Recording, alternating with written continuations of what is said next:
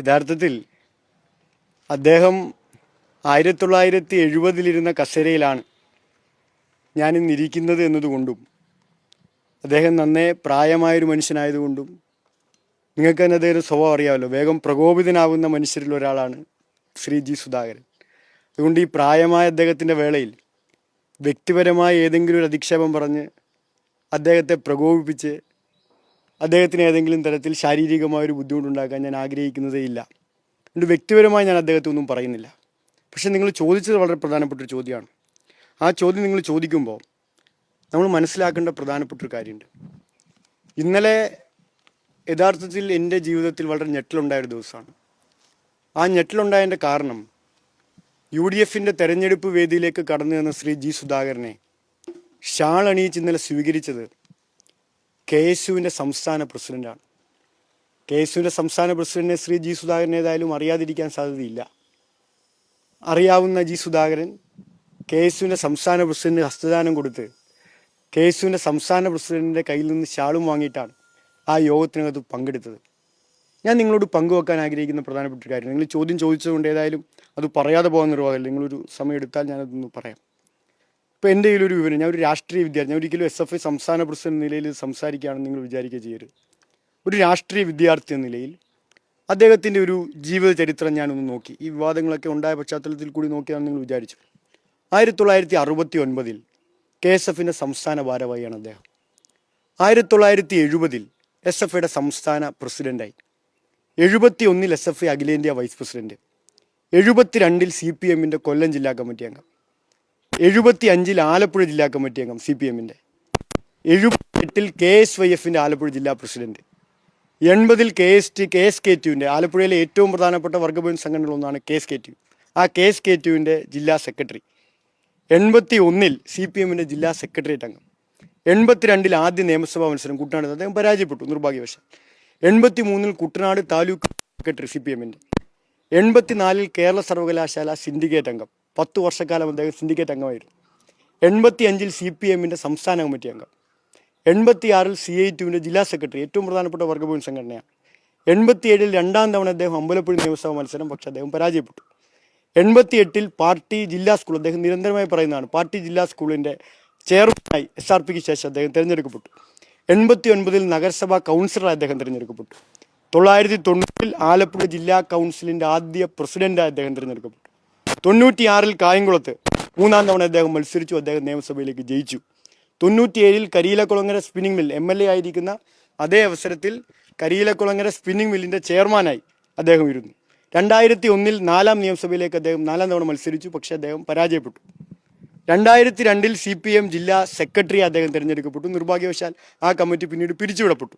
എന്നാൽ 2005 വീണ്ടും അദ്ദേഹം CPMൻ്റെ സംസ്ഥാന സെക്രട്ടറിയായി തിരഞ്ഞെടുക്കപ്പെട്ടു. 2006 അദ്ദേഹം അമ്പലപ്പുഴ MLA ആയി. 2011 അദ്ദേഹം അമ്പലപ്പുഴ MLA ആയി. 2006 MLA ആയി. 2006 തന്നെ അദ്ദേഹം മന്ത്രിയായി. 2011 അദ്ദേഹം അമ്പലപ്പുഴ MLA ആയി. 2016 അദ്ദേഹം വീണ്ടും അമ്പലപ്പുഴ MLA ആയി. അദ്ദേഹം വീണ്ടും മന്ത്രിയായി തിരഞ്ഞെടുക്കപ്പെട്ടു. 15 പാർട്ടി കോൺഗ്രസിൽ ശ്രീ ജി സുധാകരൻ പങ്കെടുത്തു. 1967 മുതൽ 2023 വരെയുള്ള മുഴുവൻ സംസ്ഥാന സമ്മേളനങ്ങളിലും ജി സുധാകരൻ പ്രതിനിധിയായിരുന്നു. 7 തവണ നിയമസഭയിൽ അദ്ദേഹം മത്സരിച്ചു. 20 വർഷം അദ്ദേഹം MLA ആയി.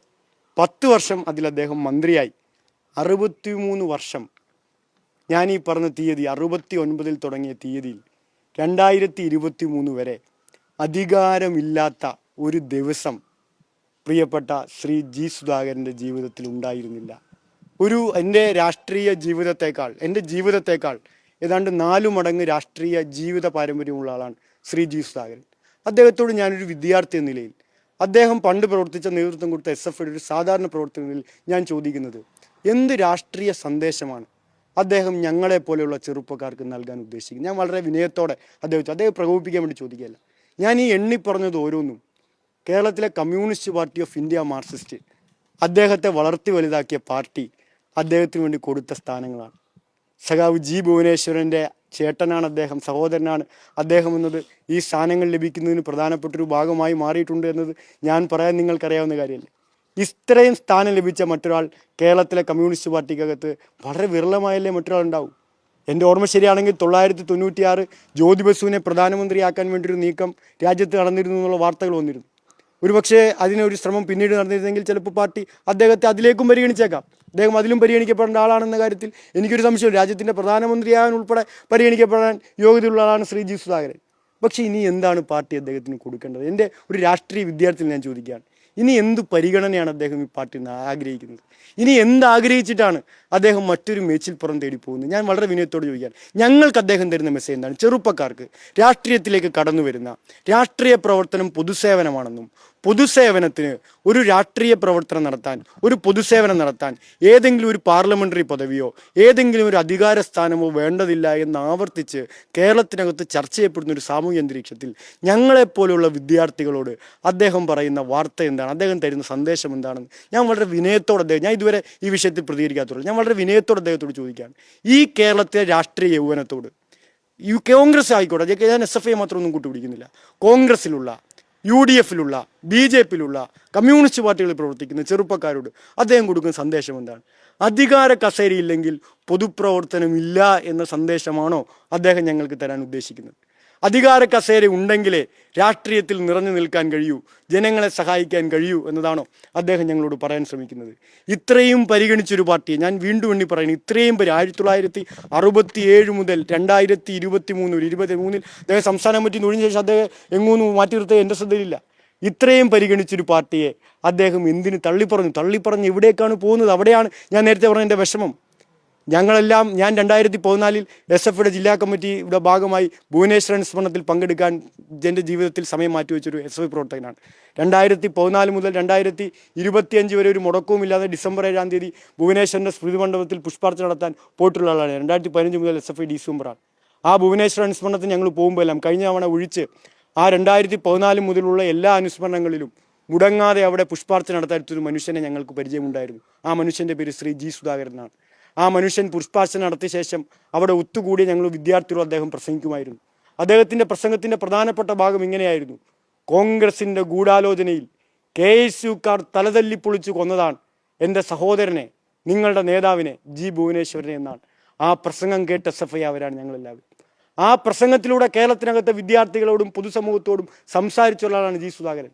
ആ ശ്രീ ജി സുധാകരനാണ് എന്ന് പറയുന്നത് അദ്ദേഹത്തിൻ്റെ സഹോദരനായ ജി ഭുവനേശ്വരനെ കൊന്നത് KSU അല്ല, നായർ പ്രമാണിമാരാണ് എന്ന് അദ്ദേഹം മാറ്റി പറഞ്ഞു. അധികാരത്തിന് വേണ്ടി സഹോദരനെ കൊലപ്പെടുത്തി രാഷ്ട്രീയത്തെ മാറ്റിപ്പറയാൻ എങ്ങനെ അദ്ദേഹത്തിന് മനസ്സ് വരുന്നു? ഞാൻ വിഷമത്തോടെ ചോദിക്കുകയാണ്. ഞാൻ പ്രതിഷേധത്തോടെ അല്ല ചോദിക്കുന്നത്, ഞാൻ വിഷമത്തോടെയാണ് അദ്ദേഹത്തോട് ചോദിക്കുന്നത്. എങ്ങനെ അദ്ദേഹത്തിന് സാധിക്കുന്നു? സ്വന്തം അനിയൻ്റെ രക്തസാക്ഷിത്വത്തെ പറ്റി ഞങ്ങളെ പറഞ്ഞു പഠിപ്പിച്ച ശ്രീ ജി സുധാകരന് ആ രക്തസാക്ഷിത്വത്തിൻ്റെ ഓർമ്മകളെ തള്ളിപ്പറഞ്ഞ് അധികാര കസേരയ്ക്ക് പിന്നിലെ പോകാനുള്ള പ്രേരണ ആരുടേതാണ്? ഞാൻ വിശ്വസിക്കുന്നില്ല പൂർണ്ണമായ അദ്ദേഹത്തിൻ്റെ പ്രേരണയാണ്. അദ്ദേഹത്തെ ആരൊക്കെയോ പുറകിൽ നിന്ന് നിയന്ത്രിക്കുന്നുണ്ട്. ആ നിയന്ത്രിക്കുന്നവർ മനസ്സിലാക്കേണ്ടത് ചരിത്രത്തിൻ്റെ ചവിറ്റുകൊട്ടയിലേക്കാണ് അവർ അദ്ദേഹത്തെ തള്ളിയിടാൻ പോകുന്നത് എന്നതാണ്. ചരിത്രത്തിൻ്റെ ചവിട്ടുകൊട്ടയിലേക്ക് അദ്ദേഹത്തെ തള്ളിയിട്ട് ചരിത്രത്തിൽ ഒറ്റുകാരനായി അദ്ദേഹത്തെ രേഖപ്പെടുത്തുന്ന നിലയിലേക്കാണ് നിങ്ങൾ അദ്ദേഹത്തിൻ്റെ യാത്രയെ കൊണ്ടുപോകുന്നത്. പിന്നെ അദ്ദേഹത്തെ സ്നേഹിക്കുന്നവരോടും കൂടി ഞാനൊരു കാര്യം പറയാം. അദ്ദേഹത്തെ സ്നേഹിക്കുന്ന ചില മനുഷ്യരുണ്ട്. അദ്ദേഹത്തെ സ്നേഹിക്കുന്ന ചില മനുഷ്യർ വിചാരിക്കുന്നത് അദ്ദേഹം ജയിച്ച് MLA ആയാൽ സ്നേഹമുണ്ടല്ലോ, അദ്ദേഹം MLA ആയാലോ എന്നാണ് വിചാരിക്കുന്നത്. പക്ഷെ അദ്ദേഹം എത്തിപ്പെട്ടിരിക്കുന്ന രാഷ്ട്രീയം UDFൻ്റെ ആണെന്ന് അദ്ദേഹത്തെ സ്നേഹിക്കുന്നവർ മനസ്സിലാക്കണം. UDF രാഷ്ട്രീയത്തിൻ്റെ പ്രത്യേകതയെപ്പറ്റി ഞാൻ വിശദീകരിക്കേണ്ടതായില്ല. അദ്ദേഹത്തോട് ഇപ്പോൾ അദ്ദേഹം ഇവിടെ നിന്ന് പോയി എന്ന വിഷമത്തേക്കാൾ എന്നെ അലട്ടുന്ന അദ്ദേഹം UDFൽ എത്തിച്ചേർന്നു എന്നതാണ്. ആ UDFൽ എത്തിച്ചേർന്ന അദ്ദേഹത്തിൻ്റെ അവസ്ഥ ഭാവിയിൽ എന്താകുമെന്നതാണ് എന്നെ വ്യക്തിപരമായി അലട്ടുന്ന ഏറ്റവും വലിയ പ്രശ്നം. UDFലെ സീനിയർ നേതാക്കന്മാർ ഇന്നത്തെ അവസ്ഥ എന്താ? ആ പാവം മുല്ലപ്പള്ളി രാമചന്ദ്രൻ ഏറ്റവും സീനിയറായ UDFൻ്റെ നേതാവാണ്. ഏറ്റവും സീനിയറായ UDFൻ്റെ നേതാവ് പുതിയ യാത്രയിലേക്ക് ഒന്ന് സ്വീകരിക്കാൻ പോയതാണ് VD സതീശനെ. പോയത് മാത്രമേ ആ മുല്ലപ്പള്ളി രാമചന്ദ്രൻ ഓർമ്മയുള്ളൂ. സ്നേഹത്തള്ള് എന്നാണ് അന്ന് UDFകാർ പേരിട്ടത്. ഒറ്റ സ്നേഹത്തള്ളിൽ ആ പാവം മനുഷ്യനെ ബാനറും കർട്ടനും പൊളിച്ചാണ് വേദിയിൽ തള്ളി താഴെയിട്ടത്. ആ തള്ളേറ്റു വാങ്ങാനാണോ പ്രിയപ്പെട്ട ജി സുധാകരൻ UDFിലേക്ക് പോയിരിക്കുന്നത്? ജി സുധാകരനെ സ്നേഹിക്കുന്നവരോടാണ് ഞങ്ങൾ ചോദിക്കുന്നത്. അതിനാണോ നിങ്ങൾ അദ്ദേഹത്തെ അവിടേക്ക് പറഞ്ഞു വിട്ടിരിക്കുന്നത്? ഇനി നല്ല പാല് അല്ലേ, നല്ല പാല് പരിശുദ്ധമായ പ്രതലത്തിൽ ഇരിക്കുമ്പോഴാണ് പിരിയാതെ നല്ല പാലായി നിലനിൽക്കുന്നത്. ആ നല്ല പാലിനെ കളങ്കപ്പെട്ട പ്രതലത്തിലേക്ക് എപ്പോൾ ഒഴിക്കുന്നോ അപ്പോൾ പാല് പിരിഞ്ഞു പോവും. ജി സുധാകരനെ സ്നേഹിക്കുന്നവരോടാണ് ഞങ്ങൾ പറയുന്നത്. പരിശുദ്ധമായ പ്രതലത്തിലിരുന്നു കൊണ്ടാണ് ജി സുധാകരൻ നന്മയുടെ പ്രതിരൂപമായത്. ആ പ്രതലത്തെ ഇന്ന് മാറ്റി UDFൻ്റെ അഴിമതിയുടെ പ്രതലത്തിലേക്ക് മാറ്റി ഒഴിച്ചതുകൂടി അദ്ദേഹത്തിൻ്റെ പരിശുദ്ധി നഷ്ടപ്പെട്ടിരിക്കുന്നു. ആ പരിശുദ്ധി നഷ്ടപ്പെട്ടിരിക്കുന്നതിനെ വളരെ ഗൗരവത്തോടെ അദ്ദേഹത്തെ സ്നേഹിക്കുന്നവർ കാണണം. അപ്പോൾ അദ്ദേഹത്തെ സ്നേഹിക്കുന്നവർ ചെയ്യേണ്ടത് അദ്ദേഹത്തെ പറഞ്ഞ് തിരുത്തുക എന്നുള്ളതാണ്. അദ്ദേഹത്തെ പ്രോത്സാഹിപ്പിച്ചാൽ അദ്ദേഹത്തിന് നാശമാണ് ഉണ്ടാകാൻ പോകുന്നത് എന്നത് വളരെ പ്രത്യേകമായി നാം നോക്കി കാണും.